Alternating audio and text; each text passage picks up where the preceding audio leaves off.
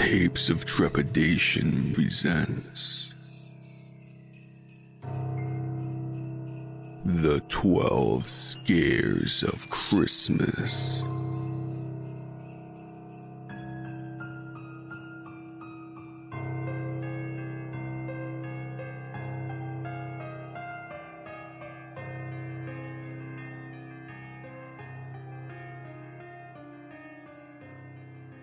Day 10.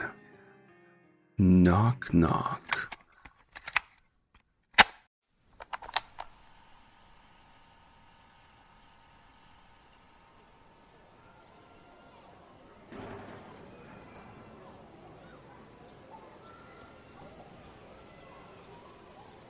Nicky was minding his own business after school. He had done his homework and was outside playing in the snow. Nicky loved playing in the snow every Christmas.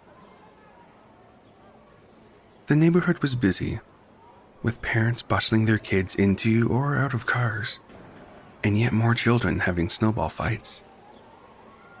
Nicky was never invited to the snowball fights. He didn't mind, though. He'd much rather finish his snowman anyway. Nicky was about to place one of the eyes, a small stone he had collected in preparation for winter, when a pair of hands smacked into his back, shoving him forward so violently that he knocked over and crushed the snowman he had so carefully been building. He recognized Thomas's cruel laughter and that of his friends, James and Billy.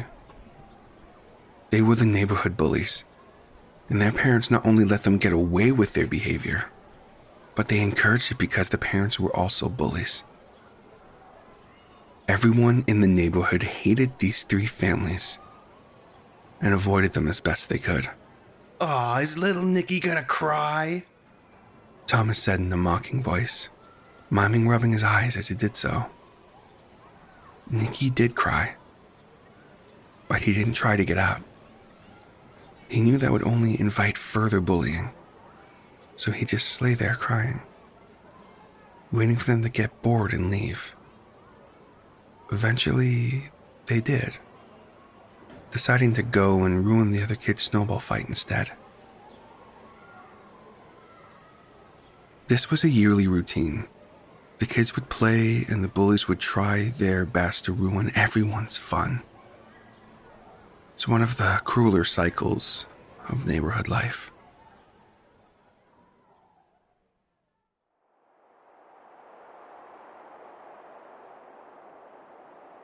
As winter moved on, everything got colder and the snow deeper. Nicky did build other snowmen. He built a family of snowmen in his front garden, and his mother cried because it was so sweet. When his big brother returned home from the military, having been permitted to come home for Christmas, Nicky was happier than he had ever been. It was just a few days before Christmas, and the sky was darkening. Nicky knew he'd have to return home soon, but he wanted to finish this new snowman. He froze when he heard the jeers of the bullies, their mocking laughter getting closer. Nicky spun around, and there they were, spreading out to cut off his escape. Nicky panicked, his breath catching in his throat. He was all alone, and further from home than he normally went. Hey, Nicky, wanna play a game? Nicky didn't answer. Not that it would have mattered. It's called knock knock. It's where you gotta go knock on somebody's door and run away without getting caught. The other two laughed mockingly. For you, we got a special challenge. You gotta go knock on the old man's door. The old man was something of an urban legend around town. The story said he ate kids, that he was really a demon, that he was the devil in disguise, and so on. Nicky was one of the kids young enough to actually believe the stories. So the idea of going anywhere near the old man's house terrified him. But not as much as Thomas and his friends terrified him.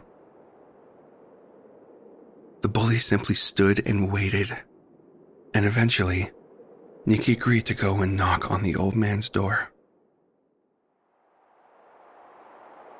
The bullies led him to the house at the end of the road, all but shoving him into the road that ran past the house. Nicky hesitantly approached the house. The snow held the gate open, and the garden was filled with deepening shadows as the sun continued to set. He couldn't tell if the garden usually had flowers, but he did see something in the garden. Little pointed cones. No, not cones. Hats. The garden was filled with gnomes. Somehow, this actually made Nicky feel better. His parents had bought some garden gnomes and other things from a shop in town, run by a Mr. K.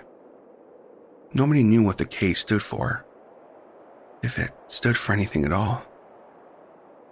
Nicky took a deep breath of the freezing winter air and walked forward.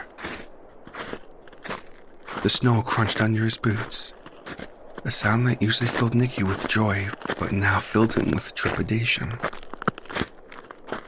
The door loomed ever closer, and soon, Nicky was right in front of it. Nicky looked back. The bullies were still there, and Thomas made a threatening gesture at him.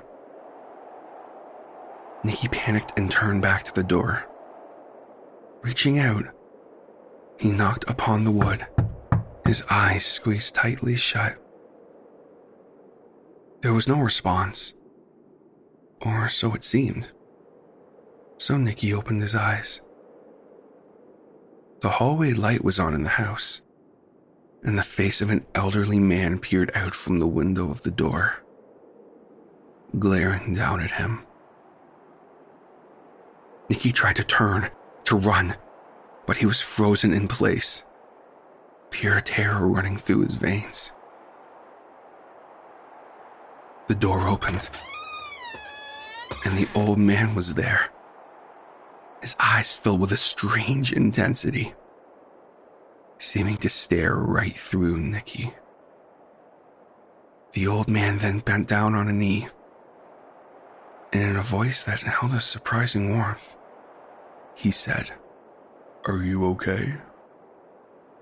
Nicky just blinked in surprise, the question catching him completely off guard. Yes, Nicky said, nodding his head vigorously. let me guess. Those horrible boys put you up to this, Again, Nicky nodded. This isn't the first time, but I think maybe it should be the last. Nicky didn't understand the threat behind the man's words. What's your name, if I may ask? Nicky. The old man's eyes widened in surprise and amusement at that, though Nicky didn't notice and wouldn't have understood if he did. Well, I'm Mr. K. Nicky's eyes widened in recognition. My mommy buys things from your shop sometimes. She says you like Christmas almost as much as I do. Mr. K laughed at that. It was a full belly laugh, one that seemed to finally shake Nicky free of the terror that had been gripping him. I think it's about time you run along home. Your parents must be worried about you. And don't you worry about those bullies, okay? Nicky simply nodded at Mr. K's words and turned to run, stopping only to turn back and say, Merry Christmas! Before speeding off. Nicky sped off as fast as his little legs could carry him. He didn't look back, terror pushing him onwards. Because of that, he didn't see what followed him out of the house. And he didn't see Mr. K fix his baleful gaze upon those children who had tormented the neighborhood's children for years.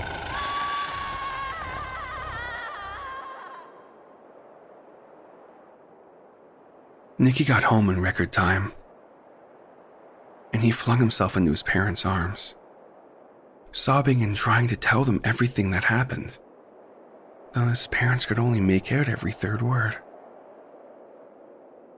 When Nicky finally calmed down enough to tell his parents everything, his older brother wanted to go out and teach these punks a lesson, but his parents convinced him not to risk his military career over the neighborhood trash. The next day, the police came around.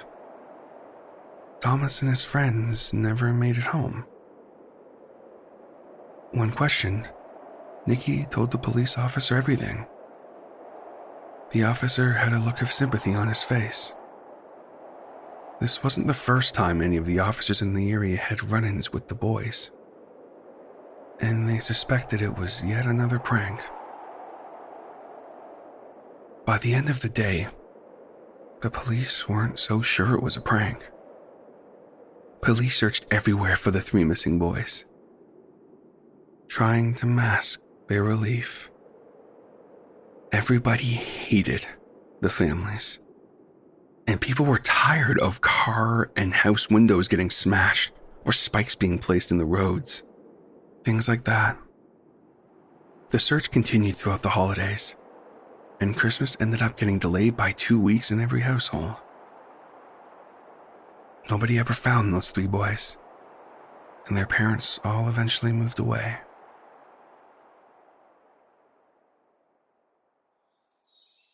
Some months later, Nicky went back to Mr. K's house and knocked on the door, but there was no answer. He looked at the garden and could see the new spring grass was already growing, covering the little boots of the garden gnomes. Nicky knocked a few more times, his nervousness fading as it seemed less and less likely that Mr. K would actually answer. Eventually, Nicky gave up and instead pushed the envelope through the letterbox. It was a Christmas card with a little note thanking Mr. K for the Game Boy he had sent him. Nicky turned and left the house and the garden behind. He gave no more thought to the old man's name, and certainly no more thought to the garden gnomes. But if he had, he would have noticed that there were 3 more added to the collection.